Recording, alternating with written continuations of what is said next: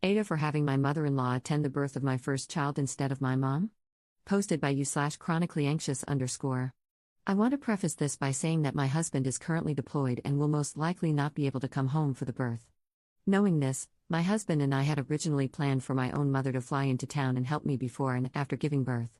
Keep in mind, we were going to pay for the plane tickets. For the past few months, I've had this good feeling that my mom wouldn't be able to help me in the ways I needed to be helped. So I discussed this with my therapist, and we decided that I should have a conversation with my mom, letting her know what I may need help with. In the following days, I finally gathered up the courage to talk to my mom and let her know how I expected this day to go. I told her I'd probably need help with cooking and chores that require bending over in the event that I had to get a cesarean section. I also told her that during this time, her role is to be my mom and not grandma. She laughed at that comment, and the whole conversation made me feel uneasy. That feeling was solidified when my sister called me the next day and informed me that my mom was complaining about how I had a bunch of rules for when she visits. Then, 3 days later, she called me. I had an inclination that it was because she was upset with what I was asking for, so shortly after I answered the call, I said, "My husband is leaving for deployment tomorrow, we are doing XYZ one last time," to hint that now wasn't a good time to discuss. Unfortunately, my mom doesn't exactly care about others' needs or emotions, and she kept pressing. She asked me if I even wanted her to visit, and she also made a snide comment about me wanting a live-in maid. When I tell you I lost my crap, I'm not even kidding. I'm not proud of this, but I yelled at her, and I said, "I'm sorry you expected to come here and be catered to. Have me cook and clean for you with my V-part bleeding and my skin raw and bleeding from nursing when my husband is deployed. That you thought you would get to play grandma the entire time?" Her response to that was simply, "Well, you didn't say you wanted that. So, I'm having my mother-in-law come instead." My mom doesn't know. I lied by omission when I called her the following week to let her know she can visit when my husband returns from deployment instead. She thinks that I am just going to have local friends assist me. I told my sister I may have my mother-in-law come out instead, and she was skeptical, but mostly because of our own mother's reaction, like I am making the wrong choice because if our mom were to find out, it would cause immense trauma. So, am I the jerk for having my mother-in-law attend the birth of my first child instead of my mom? Edit to add, the only people who know that my mother-in-law is coming to help are my mother-in-law, my husband, and me. I mentioned the idea of my mother-in-law coming to my sister because, for a brief period, my sister was going to come in my mother's place.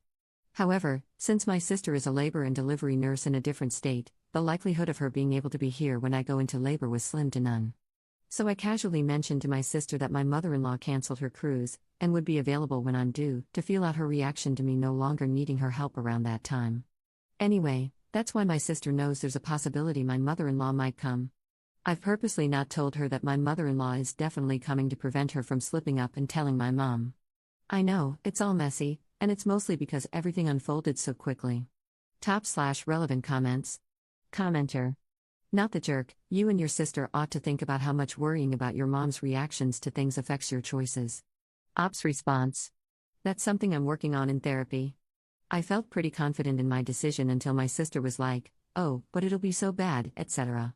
That's when I started having some mixed feelings. Commenter 2.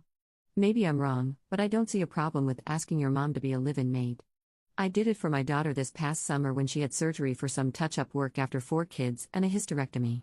I did whatever she needed and made sure she had lots of ready-to-bake meals in her freezer for when I left. Ops response. The only issue was the context and tone in which she said it. It was super accusatory, and she said I was speaking to her like I was interviewing her for a job, despite my saying I was serious, because asking for help is just hard for me to do. Op responds to a comment about being passive-aggressive. No, the passive-aggressiveness means I'm frustrated because I've mentioned countless times that I am trying to figure out how I want to reframe my relationship with my mother and establish better boundaries, for the sake of myself and for the sake of my child. Yet you're just incessantly commenting about how I should have done XYZ while stating I need to be an adult when things have already happened, and I am already low contact. So go ahead, spam the comments. I'm not responding anymore. Additional information from Op after reading comments in the original post. Thanks, everyone. Logically, I know I'm not the jerk, but I just needed some validation from people not involved to help it sink in. I don't know if that makes sense to y'all or not. I know I still have a lot of growing to do, and I know I have to work on my boundaries, with my mom and the desire to overshare with my sister. I'm not perfect, and I'm working on it. Literally, these are my current goals and objectives for therapy. But thank you to anyone who takes the time to read my post and provide their insight, I appreciate it. Update 6 days later. After 2 weeks of no contact, I finally spoke with my mom today, and I revealed that I had been distant due to needing to process my feelings. I told her that I found it very hurtful that me asking for help was spun into requiring her to be my live-in maid during my postpartum period. I also explained that I had not been updating her or my dad on the pregnancy due to their lack of interest and support. During this conversation, I learned that when I had first asked her for help, she, for some reason, interpreted this as me saying I did not want her to be there. She kept repeating over and over, "Well, you had made up your mind that you didn't want me there when you were talking to me about the things you needed." So I stopped her and said, "Make this make sense. Why the heck would I have it in my mind that I'm paying for your ticket to come over here, come up with a list of ways I can / want to be helped, work up the courage to have that conversation with you, and have that talk? Why would I go through all of that? I'm 26 years old, I have no interest in playing mind games." She didn't have a real response to that other than, "Okay." Mystery solved as to where all of that stemmed from. As for the lack of interest and support, that quite literally stemmed from their reactions, or lack thereof, to the news of me being pregnant and any updates regarding the pregnancy, such as the name, gender, and appointment updates. Any information that was revealed to either my mom or dad would get a very mild, cool, or a response along those lines. When I addressed this today, my mom asked, "Well, how do you want us to react?" I responded with, "I shouldn't have to tell my parents how to show interest or excitement over a new grandchild." While it may seem like this conversation didn't quite go well because there was no real promise of solution or change, it was extremely healing for me. I prefaced the talk with, "I'm not expecting anything to change. I'm letting you know the reasons I have been distant. I have already thought about this, and I have already processed these feelings. I need to put this out there so that it doesn't build and I don't end up resentful." Overall, it just really sunk in that I am able to stand up for myself, and it felt so good to correct her for putting words in my mouth. Also, I felt so proud because I was able to keep the conversation very matter-of-fact, focused on actions, not character, and remain calm throughout the talk despite there being jabs and unnecessary remarks. But yeah, thanks to all the people who provided input on my initial post. There are a lot more layers and childhood trauma that feed into the dynamic I have with her, so just know that this update and the initial post are kind of like a little scratch on the surface. Top/relevant comments. Commenter. Your mother is spinning things to suit her narrative? It's not logical, and it's not something you should dwell on. If your mother-in-law can help you, take her help. I'd say your parents aren't ones to rely on for this new chapter of your life. Have they always been like this? Has your mom always spun things to change the narrative? I hope you have a speedy recovery. Congratulations on becoming a new mom. Ops response. This talk definitely opened my eyes to the fact that she creates this narrative to help preserve her ego and play the victim. It's something I already knew, but this helped solidify it even more. In the past, she would reframe things to make it seem like she was some great mother figure, and she would place herself in an imaginary competition with my own mother-in-law and my sister's mother-in-law. So that has always been a constant. However, this was the first time she revealed a false narrative in this way. As for my dad, he's quite aloof, for lack of a better word, and he tends to follow my mom's lead. And thank you, as I enter the 3rd trimester, it's sinking in more and becoming more exciting. Commenter 2. I know these words are used a lot on Reddit, but your mother sounds manipulative and toxic. Manipulative because she tries to spin it in a way that makes her the victim. This behavior has been present for as long as you can remember. It's clear as day from your post. It's like she's trying to make you feel like you're crazy. Ops response. She was definitely trying to make me feel crazy. She also claimed that I was ignoring her and avoiding her for months, which I had to correct. I explained that I started distancing myself in mid-September, but I still responded to her and answered calls up until 2 weeks ago. I told her the only reason it felt worse than it actually was is because, for once, I wasn't the one doing the heavy lifting in the relationship. In the past, I was the one constantly reaching out, texting first, and calling. And to be frank, within those 2 weeks, she made only 3 attempts to contact me. She called me twice, and when I couldn't answer, she finally texted me this past Saturday. I responded, saying I've been very busy, which is true, and that I loved her. But the way she retold it, she made it seem like she was constantly calling and texting me, and I was just straight up ignoring her. Op clarifies the details on calling her mother to fly in to help her at home. When I found out I was pregnant, we knew my husband would be deployed when I was due. So, early in my pregnancy, I spoke with my mom and asked her if she would be able to come and help. She agreed to come, and we offered to pay for the ticket. Then, last month, I called her to have a conversation focused on the ways I might need help, since I hadn't really had a real talk with her about that. I had just made comments in passing. Was Op able to directly tell her mother that she is no longer needed to come out for the birth/postpartum time span? I had already told her that I didn't want her to come. She knows that she's allowed to visit when my husband returns from deployment, and if that doesn't work for their schedule, then they can wait until we find time to fly back to California. I did that last month, and I believe I may have mentioned it in my initial post. I could be wrong because pregnancy brain. But after I had that talk with her in mid-September, I just felt like I needed time to think and digest everything because it kind of made it settle in my mind that she isn't capable of being the mom I want/need her to be. So after all the bigger emotions like anger and sadness settled, that's when I called her again, yesterday, because I felt that she at least deserved to know why I had been distant and why I wasn't willing to act as if everything was okay like she does anytime there's conflict. Up on the lack of support from her parents. I think I assumed they would be excited and show interest because they do that for my sister's 3 children. But as my husband and I continue to get unenthusiastic responses, the less we are affected by it. Overall, it does sting to know that I get more support from my mother-in-law, someone I've known for 7 years, versus my own parents. But it does get a bit easier every day because I have come to realize that what really matters at the end of the day is that my husband and I are truly ecstatic for this baby. My parents' lack of interest and support will never take that away from us. Second update 5 months later.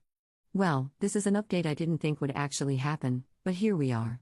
Just a warning, I am raging internally, so this may not be written well. First and foremost, the birth went well. My mother-in-law was incredibly supportive and helpful.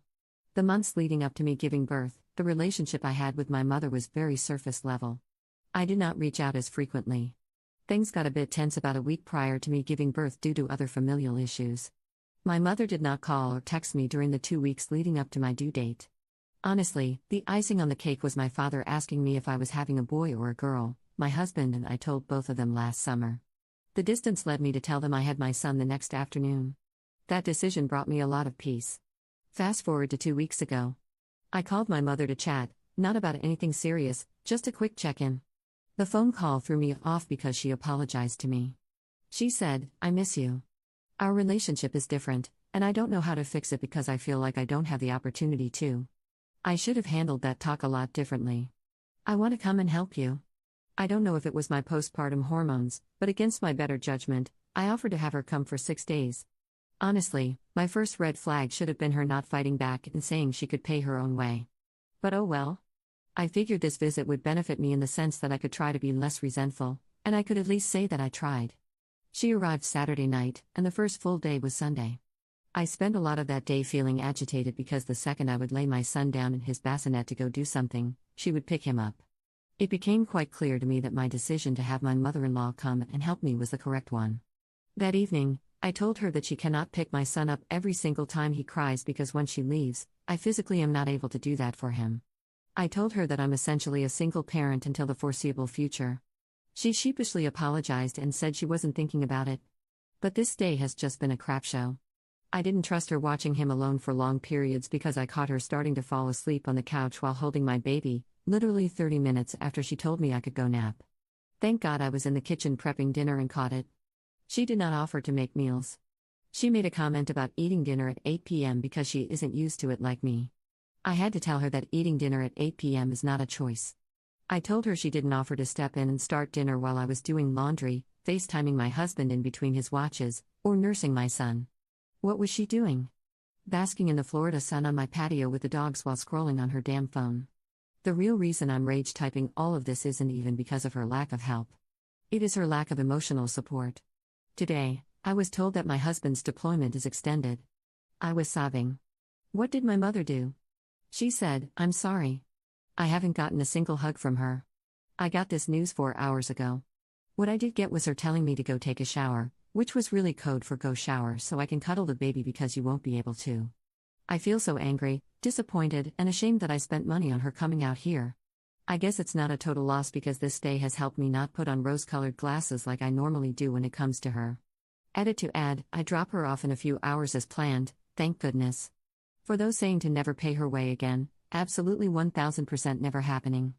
I did it because she is always making comments about being single income and having to pinch money. I felt bad, despite my husband and me also being a single income family.